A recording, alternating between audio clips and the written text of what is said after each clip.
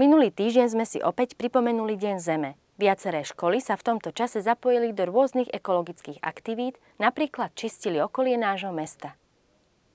Základná škola Belianka z Bieleho Potoka a súkromná základná škola pripravili na Deň Zeme spoločnú akciu. Deti oboch škôl zbierali odpadky v okolí Bieleho Potoka. Tento nápad vznikol medzi našimi učiteľmi a určite aj medzi našimi deťmi, pretože v minulý rok sme takúto akciu robili, ale len na pôde našej školy a v okolí našej školy. A teraz sme chceli vlastne trošku, či už pomôcť trošku touto myšlienkou aj inej škole.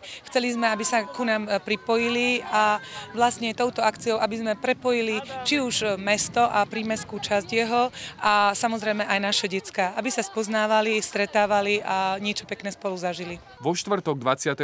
apríla, na ktorý pripadol Sviatok Dňa Zeme, sa teda od rána deti oboch škôl spojili a spoločne čistili spomínané miesta. Za snahu boli aj odmenené pri vyhodnotení podujatia. Zbierali sme odpadky, pomáhali sme našej zemi, aby bola čistá a aby nebolo až toľko odpadkov.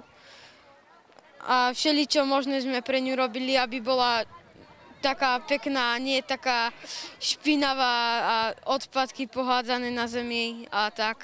Zbierali sme odpad, toxický a papier. Vyzbierané odpadky vo vreciach po akcii boli odvezené na likvidáciu. Vďaka Povodí Váhu a iných organizácií sa nám to podarí teda ten odpad nielen pozbierať, ale aj zlikvidovať. Na Deň Zeme sa činili aj ostatné školy. My sme ešte navštívili základnú školu na Zárevúcej ulici, kde si žiaci pripravili okrem čistenia okolia školy aj ďalšie zaujímavé aktivity. Na začiatku vyučovania boli napríklad pasovaní za ochrancov prírody. Počas celého dňa mohli nosiť do vyčleneného kontajnera papier či rozmýšľať o dôležitosti ochrany životného prostredia. Motivovali ich k tomu rôzne heslá, no aj ich vlastné práce, ktoré boli vystavené po celej škole.